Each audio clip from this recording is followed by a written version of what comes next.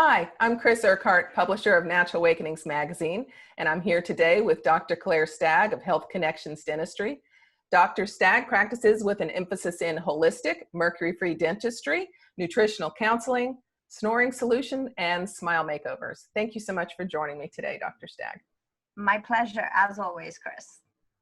So when we think of going to the dentist, most of us consider, well, we got to get our teeth cleaned, maybe we got to get a cavity filled.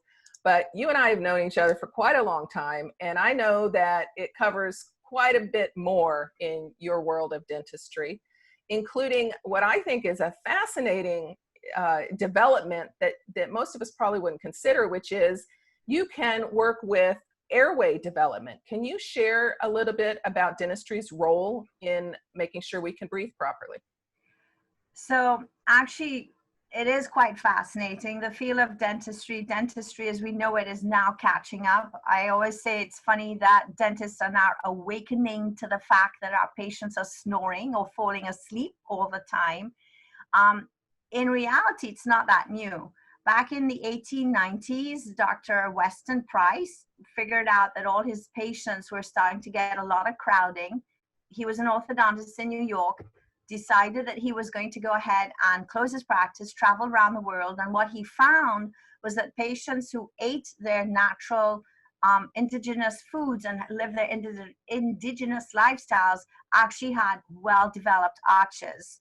So I have my little friend Fred here that I'm going to go ahead and share with you, that the head, if you will, is developed or changed or divided into three sections: the top, the middle, and the bottom part. And so what you're talking about as general dentists is how we do this. Now, yes, this is the upper arch, the maxilla. This is the mandible. And guess what? Those little pearly whites, those are called teeth.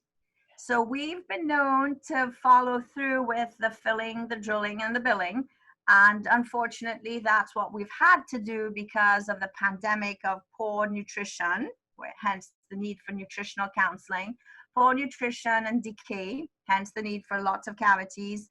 And then because you lose teeth and you end up having to find replacements for them. But what if we were able to stop that from occurring?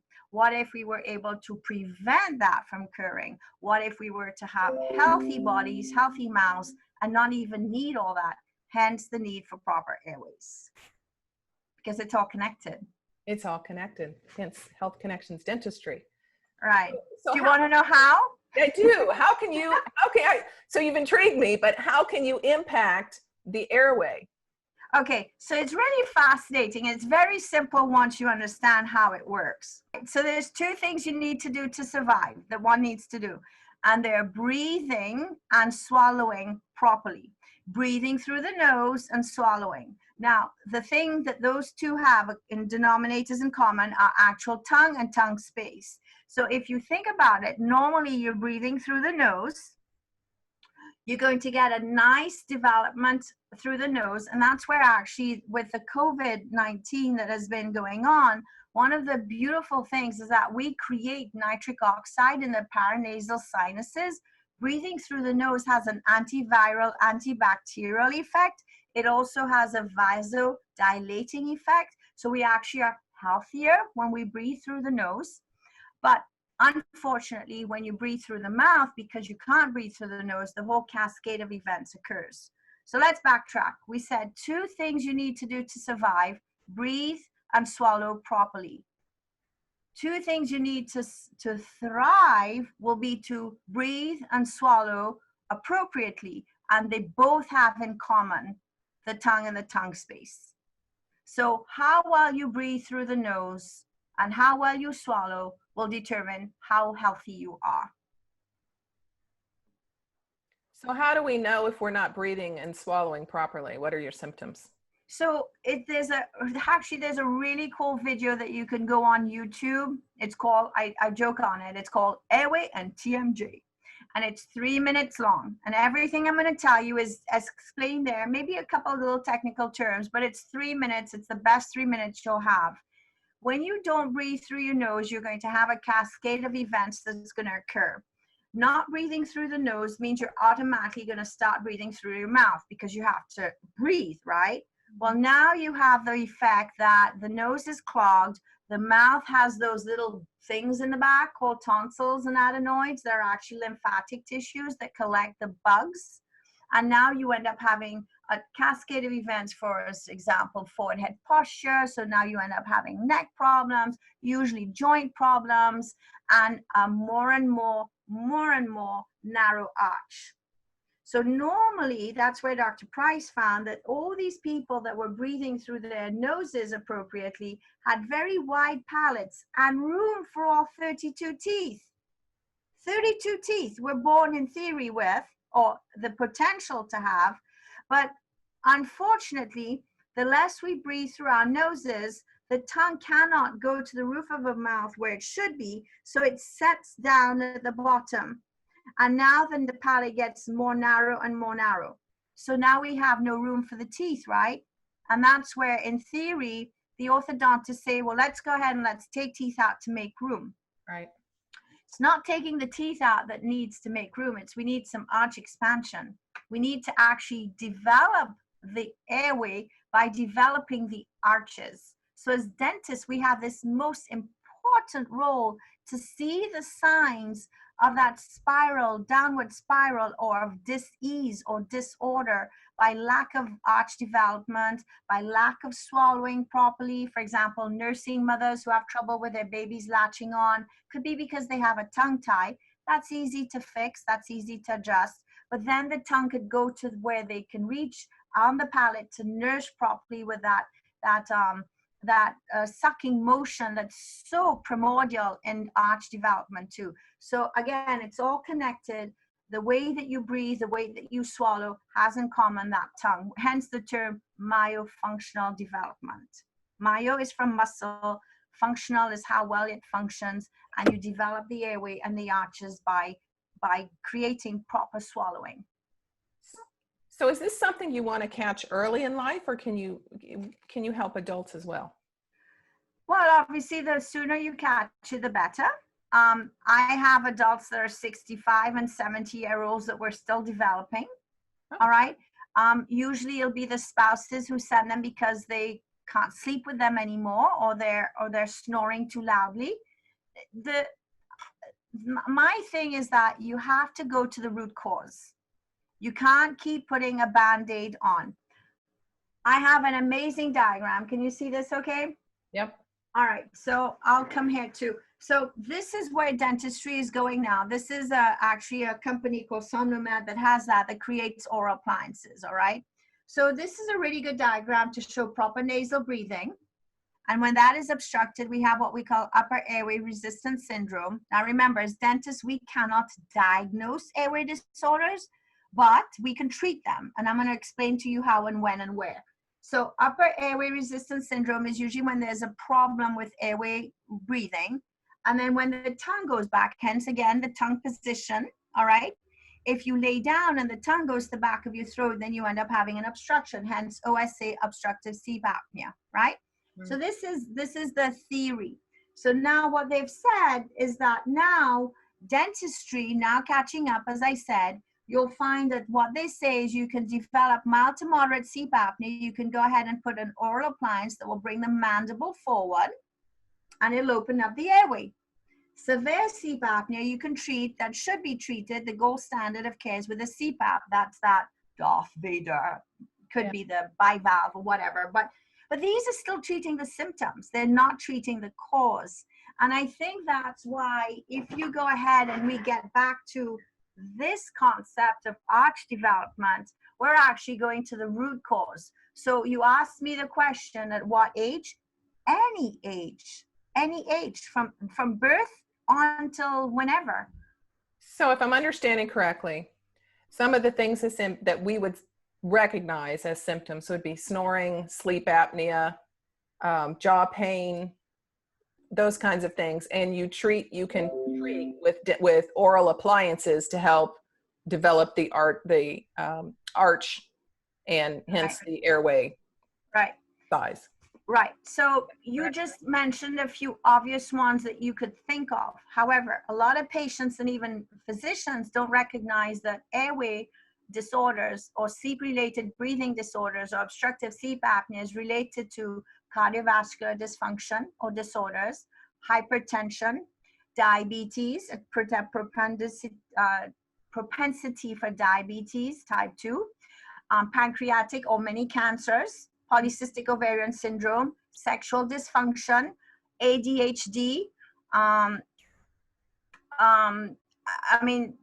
propensity for strokes, the brain fog, the accidents that occur on the job because you have so little sleep you can't function.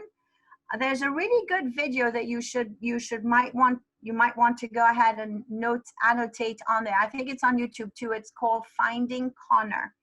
It's a dentist who actually diagnosed a child who had sleep apnea.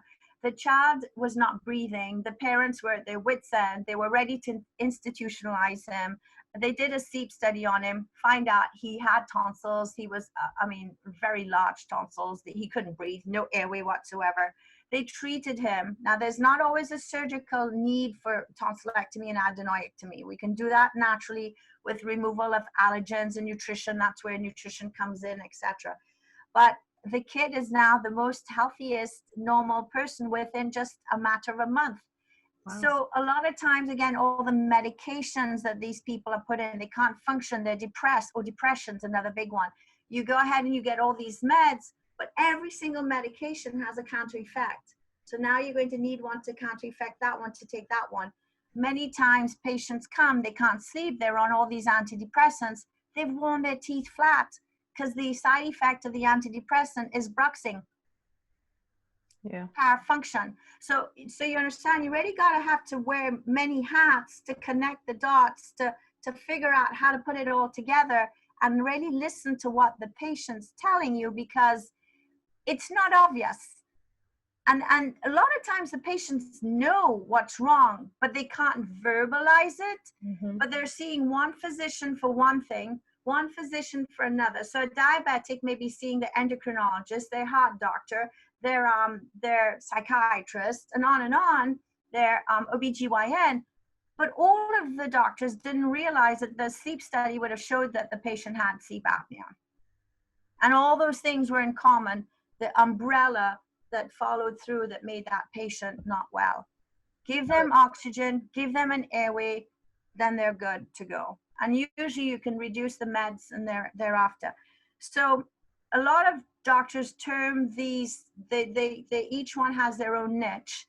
I like to think that what you're doing is you're doing a proper diagnosis of what's going on, how to connect the dots, put it all together, and then treat the causes, the root causes, as opposed to the symptoms. And then you'll find that they'll get better a lot faster. So you're speaking of getting better faster, and that's making me think of another topic, which is ozone.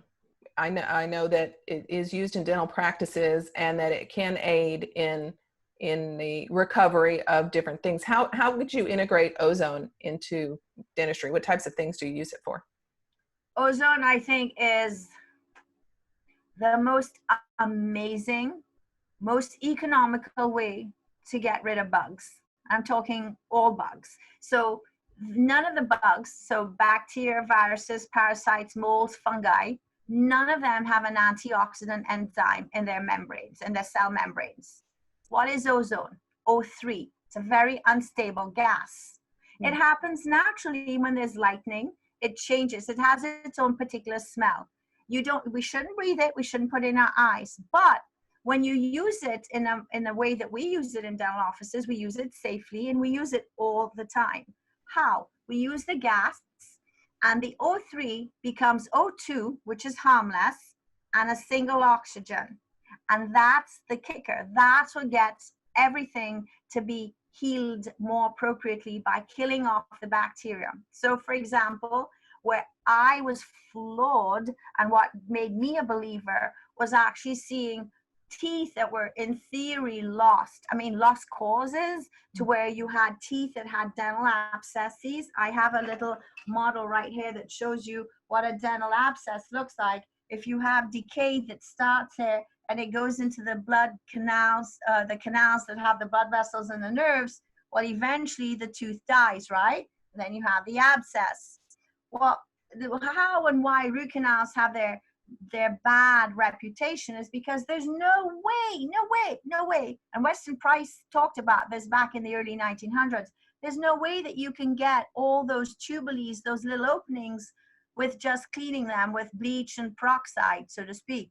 So that's where the ozone gas is fascinatingly effective, because I know this is going to sound very pejorative, but you gas them out, literally. I tell patients it's like doing the Auschwitz of bugs in the teeth. It goes ahead and it gets in there and it literally kills everything. So they will come, they'll get the initial part of the root canal done, ozone or fumigate the canals, let it sit for a couple of weeks, and then they get the second part for the root canal. I have seen radiographs or x-rays of teeth that had large lesions, and the teeth would have been recommended the extractions. And after the ozone therapy and the retreat of the root canals, it was a brand new tooth. It was like, wow. And then I said, okay, I need to learn more about this. And so now I use it all the time. When I'm cleaning teeth, I actually have the ozonated water and I irrigate with the cleaning with my ultrasonic, my piezo scaler. I go ahead and I use it when I'm doing fillings. After I've removed the bacteria, I ozonate the inside of the restoration cavity, so to speak, before I fill. I could go ahead, and if I have TMJ patients, I can go ahead and do air insulfations. If I have patients that have issues with breathing, I can go ahead and do nasal insulfations. If I have I don't think I mentioned also if I have TMJ disorders, the air insulfations help with that, but also I can do prolozone therapy, where I could actually go ahead and insert that with my solutions that help with ligament laxity for TMJ disorders. And I mean, there's so many other things, but it's fascinating what we can do. That's really amazing. Thank you so much for sharing all of your expertise and knowledge, and really leaving us with a lot to think about, on where we can get help in an area we never would have thought of before. I mean, yes, I wouldn't have thought that, an airway to ADHD, for example, that's not a complete. Bedwetting for children, very important. And for adults who have to keep going to the bathroom all night long, very important. That's a lot of parents say that too. It's sad where the things are that we don't realize how it's all connected. And it's very simple. The solutions are simple when you know what to look for. Right. We just have to know it's all connected. Yes, it is all connected.